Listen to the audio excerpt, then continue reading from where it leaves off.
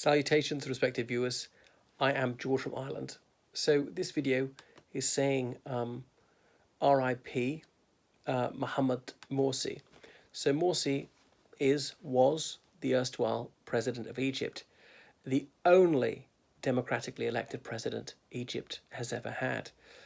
He's died, and now he's certainly unmourned in the democratic world. There's something deeply wrong about that. So he dropped dead the other day when he was in court for yet another hearing. He had been sentenced to death some years earlier, supposedly for terrorism, for being an Iranian agent, and all sorts of things which most people would say are really just absurd. So informed observers who are not really in the pay of the Egyptian military junta would tell you that. So Morsi, I certainly wouldn't agree with him on everything, but I really don't think he was bad as some of his enemies painted. And that's that. It's merited just a passing mention in the Western media. So he was an engineer, and he studied in the United States. He spoke absolutely fluent English, of course, but he never that I saw spoke English on television. So he was a sincerely religious person. Now, 90% of Egyptians are Muslims, and the other 10% are Christians. And there's virtually nobody who's not one of those. If you're an atheist, you tend to keep that quiet because it's just simply socially unacceptable to say so. So there are Muslims who are very much practicing and those who are totally not. And there are people who are somewhere in between. And he was one of those who was observant. So there are a lot of nominal Muslims who will not openly break Ramadan. That's, remember, the month of fasting, when they're not allowed to eat or drink in daylight hours, but they can gorge themselves in the hours of darkness. So you probably wouldn't openly break that. But there's some Muslims who will drink alcohol discreetly and all the rest of it, and women who dress as daringly as is permissible in Egypt, which is not very. They have to wear a headscarf or anything like that, but you definitely want to cover from your a woman cover from her, let's say, her shoulder blades to her ankles, kind of thing, and probably long sleeves as well. So anyway, Hosni Mubarak, formerly head of the Air Force, ruled the country from 1981 until he's overthrown 30 years later. So Egypt has been a military government all its existence, really, going back to 1952. Even before that, the king or the khedive, they're originally military leaders. But so although they did hold elections, they were farcical, and everybody knows that. There might be some dummy opposition, and that was that. And Egypt was in a more permanent state of emergency, so there was a very narrow range of expression which was permissible.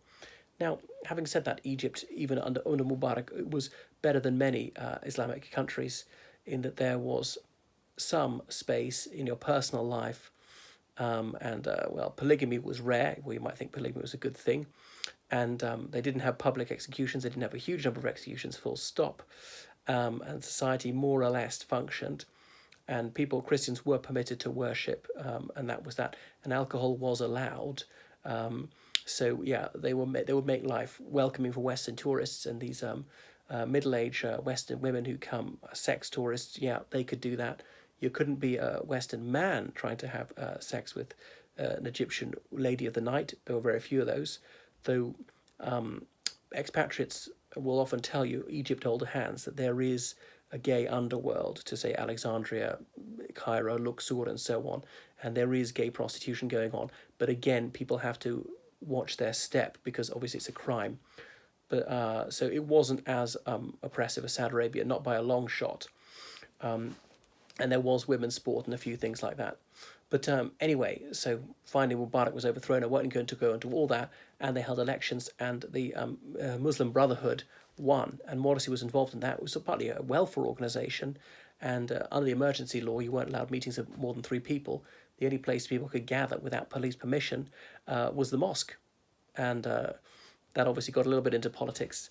But anyway, his organisation was tolerated by the government, and I'm very happy about it. And Western countries, they tended to soft pedal their criticism of the Mubarak regime because always keep a hold of nurse for fear of meeting something worse, and indeed something worse supposedly transpired, that it could go full-blown Saudi Arabia or more or less Taliban. which was not likely, but it wasn't sort of ridiculously unlikely. So people kept Mubarak somewhat on side. Mubarak was openly contemptuous of genuine democracy. So Morsi was elected quite handsomely, and I don't know of anyone who disputed the result of the election, and that was that. But the expectations were almost unrealistically high, and the economy had suffered badly. Tourism was quite a big part of it, and it was really economic frustration had led to the overthrow of Mubarak. The way that there were just not enough jobs, there was a population explosion, and there's huge scale corruption. Mubarak and his cronies had ripped off the public something rotten, and expatriated most of the cash. So there was just so much frustration about economic hardship, and Morsi wasn't able to address most of these concerns, and it had really how to put it, tantalized people for further reform, and he couldn't achieve very much. And even after Mubarak was overthrown, the military was still arresting people willy-nilly for saying something that they found uncongenial, because Egypt, by the end of Mubarak's time, was more or less a dysfunctional society. About the only thing that worked was the military. It's a bit like Pakistan in that regard. So that's why the army would own its own farms to guarantee food deliveries to the barracks, and its own factories to make their uniforms. They also make civilian clothes, and you can pay for them. So it was held in high esteem, the military. And they see themselves as the guardians of the country, and not just in the military sense. But anyway, there were scenes of great disorder and riots and people killed and so on. And the army gave them a few days to restore order. Well, they've got to be obeying orders. But anyway, in order to bring about order again. But anyway, then they ousted him. They brought in a junta. He was imprisoned. He faced a host of charges for this and that. Mostly trumped up charges, supposedly having incited violence and things like that. And yes, some people were killed by the security forces on his watch.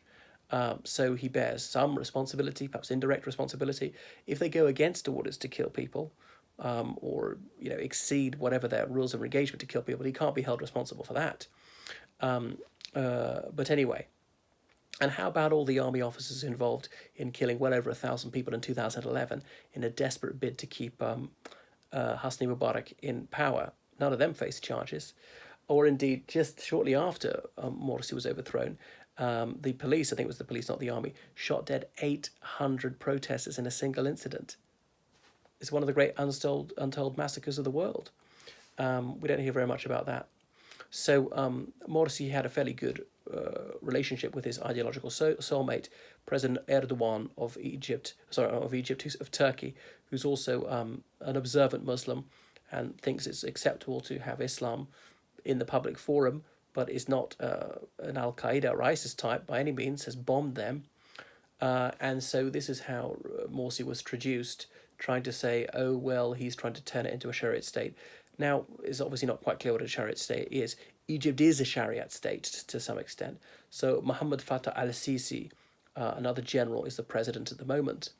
And what's the situation now? It's not exactly secular, because, for example, a woman who turned up to a film premiere wearing a dress that showed her legs, she's been charged with indecency. She'd be going to prison for a few years, could be. Or a woman who ate a banana suggestively on television, likewise, facing charges of outraging public decency, which attracts a jail sentence. I don't know what the verdict was. Or a woman who said on television that it's acceptable to have children without a husband. Again, she's been charged with outraging public decency. So there's very limited freedom of expression there. And there have been these blatantly rigged elections held which have not satisfied international standards. There's this open-ended legislation which allows the government to lay charges against people for saying anything that the military government finds disobliging. So political prisoners are held by the thousand. They're undercover police officers tricking gays into making admissions online and imprisoning them. Torture is used on a fairly wide scale. Don't want to exaggerate. It's not as vicious as North Korea or something like that, but it could be an awful lot better. The idea is the only way you can keep order in this country because of the histrionics of the hot-headed people. Well, I'm not sure how true that is. It might not be completely false either. So Morsi's movement, they were a bit like, say, the CDU in Germany, a Muslim equivalent of that, or the Christian Democrats Christian Democracy in Italy. So strictly speaking, it was the Freedom and Justice Party, but everybody knew that it grew out of the Muslim Brotherhood. So he won an election, not by a ridiculous majority by a credible one, and he's been held in prison and nobody's really cared about him apart from the Turks, and he's just dropped dead. Well, it's an awful pity that Dr. Morsi's dead. I mean, that was that. And have things got better under Fatah al-Sisi? A little bit. The tourist industry has picked up, but not greatly apart from that. He certainly is not someone who cares about freedom. Stability, well, somewhat, could be worse. So there we are. Mohammed Morsi, he tried to serve his people, and he paid the price.